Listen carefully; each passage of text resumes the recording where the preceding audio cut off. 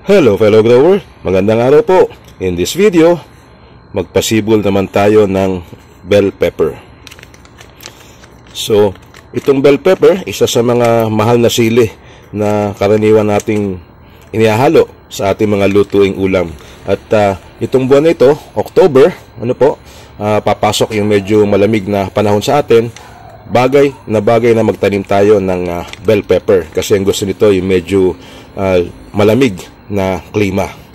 Alright, so dito ang gagamitin ko itong Ramgo naman, at ang expiration nitong butong ito ay June 2026. So medyo may katagalan pa, kaya medyo sariwa pa yung buto.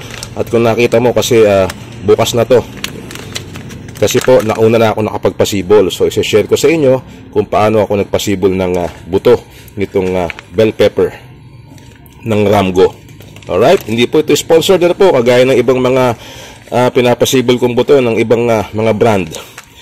So kung first time ka nanonood dito sa channel ko, i-share ko lang uli, itong gagamitin kong medium ay pinaghalong coco peat at vermicast. At dito ako nagpapasibol sa plastic cup. Yung mga plastic cup may butas na po yan, para pag nagdilig tayo ay diretso sa ilalim. Sa ratio naman ng combination ng vermicast and coco peat, 1:2 ang ginagawa ko pong combination dyan. So isang takal halimbawa ng vermicast at 2 takal naman ng coco peat, and then pinaghahalo ko siya. Bukod nga pala sa vermicast, pwede kayong gumamit ng compost o kaya yung mga binulok na tain ng baka, kalabaw, kabayo, ipot ng manok, yung mga tipong bulok na siya, maitim na, composted na, yun po ang bagay na ihalo. Huwag tayo maghahalo ng sariwa na halimbawa ipot ng manok kasi mainit po yun. Alright? At itong aking coco peat, binasa ko na rin ito ng fungicide. Yung pong fungicide ay added protection lang. Medyo matagal ko na rin kasing ginagamit itong aking coco peat na ito. Nakapagpasibol na ako ng ibang buto sa kanya. So, pwedeng hindi kayo mag-spray sa kanya. Pwedeng hindi nyo siya basahin ng fungicide. Nasa sa inyo po yun. Sa akin po ay parang added protection lang. So, labas natin itong buto ng bell pepper. So, makikita mo yung buto niya, kulay pula. Kulay pula kasi yan po ay ibinabad na sa fungicide. So, ganyan po katindi ang atake ng fungus sa ating mga halaman. Kaya itong mga buto sa kumpanya pa lang ay binababad na nila sa fungicide. At kaya nga itong aking coco peat, ayan, medyo binasa ko na rin siya ng fungicide. So gumawa lang ako ng butas dito, ganyan, para maihulog yung buto ng ating sili. Yung lalim niya po, kalahating dali lang. Huwag masyadong malalim para hindi mahirapan yung ating buto na sumibol. And then maglagay tayo ng isa. Pwede mong dalawahin. Nung nakaraan medyo yung iba na dalawa ko Nagmamadali kasi. Alright. So pa isa-isa. Pumili tayo ng buto na buo, yung maganda ang itsura. So halimbawa ito maliit na, baluktot pa. Huwag nating ilagay yon para malaki yung tsansa na sisibol sila. And then, coveran lang natin siya.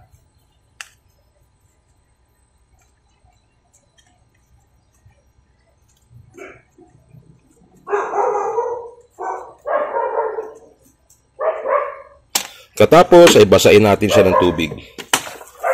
Pagka lumutang yung buto, tabunan lang natin siya ulit. Basain natin siya ng tubig na mabuti. Siguruhin natin na mababasa ng tubig ang buto. Kailangan po ng mabasa ng tubig na mabuti ang buto para ma-trigger yung kanyang germination.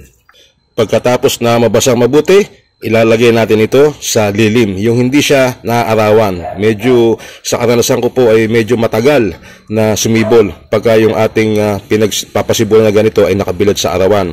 Isa pang magandang gawin natin ay takpan siya. Gaya nito, tinatakpan ko lang siya ng sako. Nasa lilim na siya, meron pa siyang takip. And then, ngayon na yung unang araw. Sa ikatlong araw ko, bubuksan ko yan. At titingnan ko kung natutuyo ang lupa, babasahin ko siya, or kung may sibol na. Pagka meron na sumibol sa kanya, dapat po yan ay wag na natin takpan. Bigyan na natin siya ng liwanag. Morning sun, lalong-lalo na importante yon para sa kanilang hardening. Alright? Ngayon, tingnan naman natin yung aking naunang pinasibol. Bago nga pala yun, itong ating buto. Ayan, dahil napakarami niya, hindi ko na siya maitatanim agad, ay kailangan po i-secure natin yan. Itatago natin yan. No?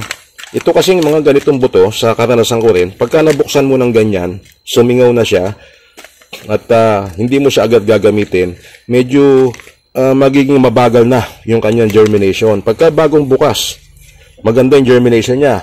In a matter of 5 to 7 days, may sibol na yan. Pagka nabuksan mo na yan, halimbawa, at kahit i-secure mo siyang ganyan, basta nahanginan na yan, yung susunod na pagpapasibol sa kanya, medyo mas matagal na. Abutin na ng 10 days, 2 weeks, gano'n. So, pero depende pa rin po sa buto. Yung po karanasan ko lang. Doon sa maraming beses na rin ako nagpapasibol ng buto. So, ito, isi-secure lang natin. Ganyan. Patupi, yan, para walang hangin. And then, yan, ganyan na po ang ginagawa ko. Sinasama ko sa iba ko pang mga buto. Alright, at ito naman yung aking naunang pinasibol. Yan. So, bell pepper din po ito. Galing sa butong ito. Yan. So, medyo malaki na sila. Marami ng dahon, ready na ito for transplanting. Medyo matibay na rin yan. So, hindi sabay-sabay. Merong mauunang sumibol, merong mahuhuli. Kagaya nito. Yan. Ito, nagkadalawa sila dito. So, ito, meron siyang parasitic twin, na tinatawag ko. Pwede tanggalin mo ito. Kasi maliit naman siya para hindi na siya makaagaw. Pero tatanggalin ko ito pagka ililipat ko na siya. Or pwedeng pabayaan mo siya lumaki kung talagang malaki din naman yung pagtataniman. So, tingnan natin yung mga naunang inilipat ko na. Ito naman yung mga una ko nang pinasibol. Okay, tinatakpan ko ng stick ng kawayan kasi po meron ako mga alagang aso na patakbo-takbo, gumagala. At pagka ganitong mababa kasi medyo binubungkal nila, hinahalukay. So, mamamatay yung ating tanim. Kaya po nilalagyan ko ng harang na kahoy. And then, ito na nga yung mga nauna. Ayan. Kasamahan niya nung nasa baso. Yung nasa baso, medyo delay lang yung kanyang paglaki, kaya naiwan. Ayan. At doon pa. Alright. So, ito po ay inilipat ko Wednesday last week. Today is Monday. So, sa makalawa, Wednesday, uli, after 7 days, ay i-fertilize ko na sila. So, ito, kailangan na po siya makatanggap ng init ng araw. Ngayon, kung halimbawa napansin nyo na nalalanta pa rin siya, ay pwede nyo siyang takpan ng net o kung ano man ang pwede nyo maitakip para proteksyon sa kanya sa init ng araw. Kasi itong ganitong stage ay nandun pa rin siya sa tinatawag na hardening. Hardening stage para siya tumibay sa init ng araw. So ito, dahil madalas sobrang init naman ng araw, pag tanghali ay tinatakpan ko siya ng net. Ito yung net na ginagamit ko sa kanya. Yan. Alright? Para protection lang sa init ng araw. Ngayon, pagdating sa mga sili, kagaya ng kamatis, itatanim natin yan sa container. Kung itatanim mo sa lupa, direkta, mas maganda. Pero dahil dito sa akin, sementado yung lugar ko So talagang lahat yan nasa container. At ang ating channel naman ay about container gardening. So sa pagtataniman ng iyong sili, ilalagay mo sa container. Again, ang advice ko is the bigger, the better. Mas malaki yung container na pagtataniman, ay mas maganda. Ideally po yan, yung mga 4 gallon na container, yung timba. Ngayon, kung wala ka naman ng ganong kalaki, kagaya ito sa akin, ayan, nasa 3 gallon ang capacity nito. Nasa 3 gallon yung laman niya. Pagka pinuno ko siya, 4 gallon. Hindi ko siya pinupuno dahil later on, dadagdagan ko pa siya ng lupa habang tumataas. May tendency po kasi na lumabas ang ugat sa ibabaw, kaya tinatabunan ko uli. Yun ang dahilan kaya hindi puno yung ating mga container. Yan. Okay? So, sa container, the bigger, the better. Kagaya ng isang yun, malaki-laki yung kanyang container. sa paglilipat naman, ano po, mula sa baso papunta sa kanyang container. Siguruhin lang na walang masyadong ugat na mapuputol sa kanya. At mas mainam yan kung nakikita mo may mga ugat na siya papunta na sa ilalim, yan, bagay na siya na ilipat. Alright? So sa makalawa, ang unang fertilization sa kanya, ang normaling ginagamit ko lang dyan ay calcium nitrate. Wala ang calcium nitrate, pwede din ang urea.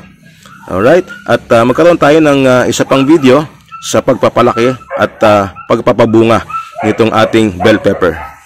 Dito nga pala, ang ginamit kong container ay fabric. Ayan, meron siyang bitbitan dito sa gilid. At so far, ito, mga almost 2 months na sa akin, okay naman. Matibay naman siya. So, hanggang dito na lang. Maraming salamat sa panonood. At magkita-kita po tayo sa iba pang mga videos ni Late Grower. Ibalik lang natin itong aking harang na kawayan. Bye-bye!